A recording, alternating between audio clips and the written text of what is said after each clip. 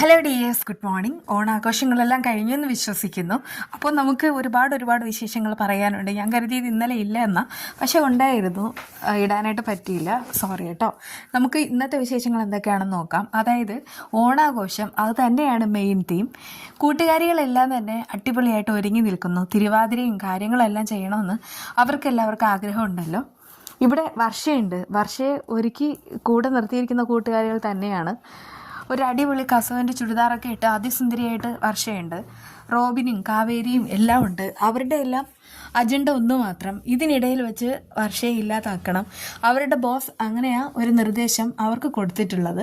അത് പാലിക്കാൻ വേണ്ടിയിട്ട് അവർ ഏതറ്റം വരെയും പോകും എന്നുള്ള മട്ടിലാണ് കേട്ടോ നിൽക്കുന്നത്. ശ്രീനാഥും അവിടെയുണ്ട്.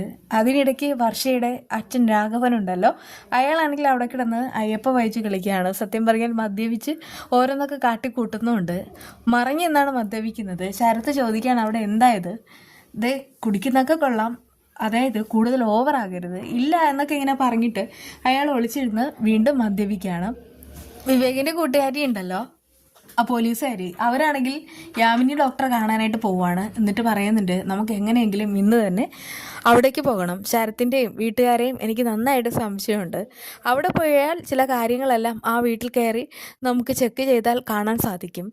എങ്കിൽ ഒരു കാര്യം ചെയ്യും, എന്നോടൊപ്പം പോരെന്ന് ഡോക്ടർ പറയുന്നു. ഞാൻ വരാം, പക്ഷേ എങ്ങനെ? സ്വാഭാവികമായിട്ട് വേണം എന്നെ പരിചയപ്പെടുത്താനായിട്ട്. താൻ വർഷയെ ചെക്കപ്പ് ചെയ്യാനായിട്ട് പോയതാ. ആ സമയത്ത് കൂട്ടുകാരിയായ ഞാനും കൂടെ വന്നു, അങ്ങനെ പറയാം. അത് മതി, അത് തന്നെയാണ് ധാരാളം എന്ന് പറയുന്നുമുണ്ട്. അതിനിടയ്ക്ക് റോബിൻ ശരത്തിൻ്റെ ഒരു നിർദ്ദേശം കൊടുക്കുകയാണ്. ഒരു മരുന്ന് കൊടുത്തിട്ട് അത് പായസത്തിൽ കൊടുക്കാനാണ് പറയുന്നത്. വേറെ ആരും കുടിക്കാൻ പാടില്ല, വർഷയ്ക്ക് തന്നെ കൊടുക്കണം. അതിന് വേണ്ടിയിട്ട് ചുമതലപ്പെടുത്തുകയും ചെയ്യുന്നു. അതിന് വേണ്ടിയിട്ട് അവരെല്ലാം സെറ്റാക്കി വയ്ക്കുകയാണ്. ആ സമയത്താണ് ഡോക്ടറാണെങ്കിൽ ഈ നീരജയും കൊണ്ട് ഈ പോലീസുകാരെയും കൊണ്ട് അങ്ങോട്ട് വരുന്നത്. അവിടെ വരുന്ന സമയത്ത് പരിചയപ്പെടുത്തി കൊടുക്കുകയും ചെയ്യുന്നു. വർഷയെ കാണണമെന്ന് പറയുന്നു. അവർക്കൊക്കെ അവരവിടെ ചെല്ലുന്ന സമയത്ത് സന്തോഷമാവാണ്. എന്നാൽ കൂട്ടുകാരിയെ കണ്ട് വിവേകിച്ചിരിക്കുന്ന സമയത്ത് വേണ്ട, എന്നെ അറിഞ്ഞ ഭാവം നടിക്കണ്ടെന്ന് അവളിങ്ങനെ കണ്ണ് കാണിക്കുകയാണ്. അങ്ങനെ കണ്ണ് കാണിക്കുന്നതെല്ലാം രാഘവൻ കാണുന്നുമുണ്ട്. അയാളാണെങ്കിൽ തെറ്റിദ്ധരിക്കുന്നു. മനസ്സിലായി, കൊച്ചു കള്ളൻ, കോഴി എന്നൊക്കെ പറഞ്ഞിട്ട് വിവേകിനെ പരിഹസിക്കുകയാണ്. അത് ആരും കേൾക്കാതെ അടുത്തൊന്ന് പരിഹസിക്കുന്നത്. ആ സമയത്ത് ശ്രീനാഥിനോട് പറയുന്നുണ്ട് ഇവനൊരു കോഴിയാണ്, മഹാകോഴി, ഇവൻ്റെ ഓരോ കാര്യങ്ങൾ ഞാൻ കണ്ടു എന്ന്. എന്നാൽ ശ്രീനാഥ് ഒന്നും മൈൻഡ് ചെയ്യാതെ നിൽക്കുന്നുമുണ്ട്. ആ സമയത്ത് വർഷയെ ഡോക്ടർ ഇങ്ങനെ പരിശോധിക്കാനായിട്ട് പോകുന്ന സമയത്ത് ഈ പോലീസാണെങ്കിൽ ശരത്തിൻ്റെ ഭാര്യയോട് പറയാണ്, എനിക്കാണെങ്കിൽ നിങ്ങളുടെ സ്റ്റിച്ചിങ് യൂണിറ്റും കാര്യങ്ങളൊക്കെ കാണണം, അതൊക്കെ ഇങ്ങനെ അകത്ത് നിന്നാണ് ചെയ്യുന്നതെന്ന് അവർ പറയാണ്. അതിന് വേണ്ടിയിട്ടൊരു റൂമൊക്കെ ഉണ്ട്. അല്ലെങ്കിലും ഇവൾ ഈ കാര്യത്തിലൊക്കെ ഭയങ്കര ഇഷ്ടക്കാരിയാണ്. അതുകൊണ്ട് തന്നെ ഇവളെ കൊണ്ടുപോയി കാണിക്കുന്ന ഡോക്ടറും പറയുന്നു. ഡോക്ടർ വർഷയെ നന്നായിട്ട് പരിശോധിക്കുന്നത് റോബിൻ നെഞ്ചിടിപ്പോടുകൂടെ കാണുകയാണേ. ഡോക്ടർ നാടി ഞരമ്പെല്ലാം പിടിച്ചിട്ട് ഇങ്ങനെ ഓരോന്നൊക്കെ നോക്കുകയാണ്. എന്നിട്ട് പറയുന്നുണ്ട് ആൾ പ്രതികരിക്കുന്നുണ്ടെങ്കിലും വലിയ പ്രോഗ്രസ് ഒന്നുമില്ല, ഇതിനേക്കാളൊക്കെ ഒരുപാട് പ്രോഗ്രസ് ഞാൻ പ്രതീക്ഷിച്ചതാണ്. കാരണം ഇവിടെ കൊണ്ടുവന്ന് ചികിത്സ തുടങ്ങിയിട്ട് ഇത്രയും ദിവസമായിരിക്കുന്നു. അതിനാണെങ്കിൽ റോബിന് മറുപടിയൊന്നുമില്ല. അയാൾ വിയർത്ത് മാറി നിൽക്കുകയാണ്. യാമിനി ഡോക്ടർ അങ്ങോട്ട് വരുന്നു. എന്നിട്ട് പറയുന്നുണ്ട് ഇത് പോരല്ലോ. ആ സമയത്ത് ഞാൻ ഒരുപാട് ട്രൈ ചെയ്തതാണ്, പക്ഷേ മറ്റു മാറ്റങ്ങളൊന്നും കണ്ടില്ല, പതിയെ മാറ്റങ്ങൾ ഉണ്ടാകാമെന്നൊക്കെ റോബിൻ പറയുന്നു. പക്ഷേ യാമിനി ഡോക്ടർക്ക് അയാളുടെ സ്വഭാവം ഏതാണ്ടൊക്കെ പിടികിട്ടുകയും ചെയ്യുന്നു. എന്നാൽ അകത്ത് പോകുന്ന ആ പോലീസാണെങ്കിൽ ചുറ്റുപാടൊന്ന് നിരീക്ഷിക്കുകയാണ്.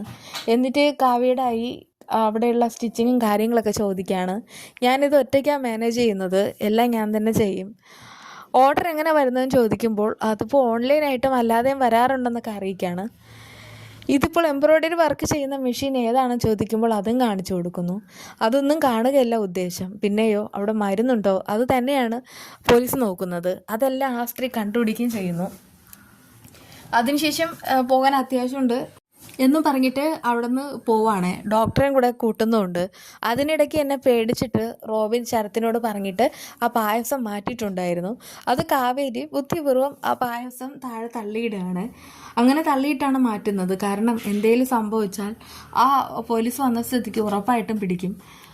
എന്നാൽ അവരൊക്കെ പോയതിന് ശേഷമാണ് ശരത്തിനോടായി റോബിന് പറയുന്നത് എന്തായാലും അത് പോയി, പക്ഷേ മരുന്ന് ഒരല്പം ബാക്കിയുണ്ട്, അത് വെച്ചിട്ട് നമുക്കത് വർഷയ്ക്ക് കൊടുക്കാം. ആ സമയത്ത് അത് കേട്ട് ശരത്ത് പറയുന്നുണ്ട്, ഇനി എന്തെങ്കിലും പ്രശ്നങ്ങളുണ്ടാവുമോ? കാരണം പായസം ഇപ്പോൾ ഒരാളല്ല കുടിക്കുന്നത്, എല്ലാവരും കുടിക്കുന്നുണ്ട്.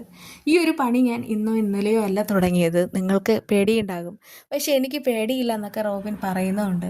അങ്ങനെ പായസത്തിൽ വീണ്ടും മിക്സ് ആക്കുകയാണ് കേട്ടോ. എന്നിട്ട് അവരൊക്കെ പോയതിന് ശേഷം കാര്യങ്ങളെല്ലാം ഡിസ്കസ് ചെയ്യുകയാണ്. ആ സമയത്ത് കാവ്യ എന്നിട്ട് പറയുന്നുണ്ട്, എന്നെ അവർക്ക് സംശയമൊന്നുമില്ല. അവിടെ അകത്ത് വന്നതിന് ശേഷം എല്ലാം ഒന്ന് ചുറ്റും കണ്ണോടിച്ച് നോക്കി.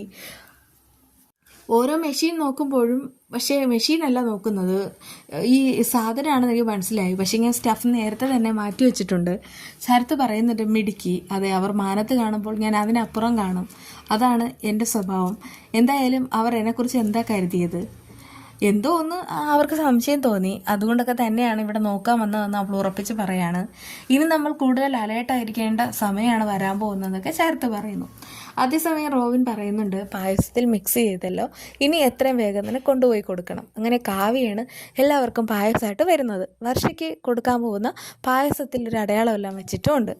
അവൾ തന്നെ താഴേക്ക് അത് കൊണ്ടുവരുന്ന സമയത്ത് ഓരോരുത്തരായിട്ട് കൊടുക്കുമ്പോൾ അഞ്ജു പറയുന്നുണ്ട്, എനിക്കെന്തോ പായസം വേണ്ട, കാരണം എനിക്ക് എല്ലാം കൂടെ കഴിച്ച് മടുത്തിരിക്കുകയാണ്, തൽക്കാലം വേണ്ടെന്നൊക്കെ പറയാണ്.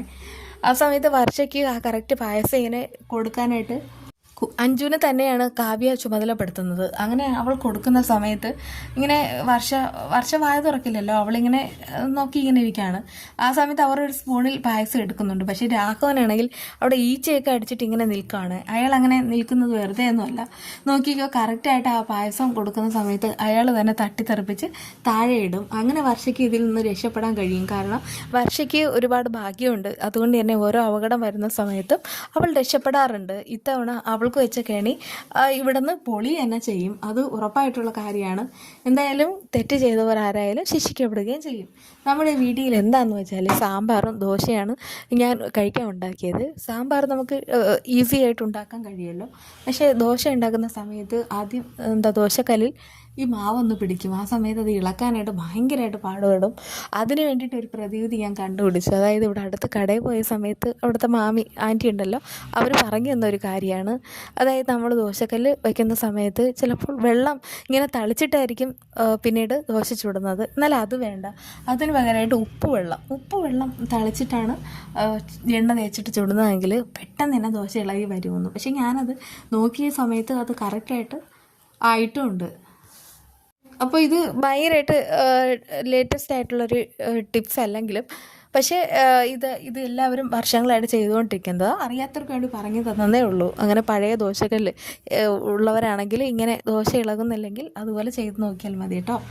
അപ്പോൾ സബ്സ്ക്രൈബ് ചെയ്യാൻ മറക്കല്ലേ. വീണ്ടും കാണാം.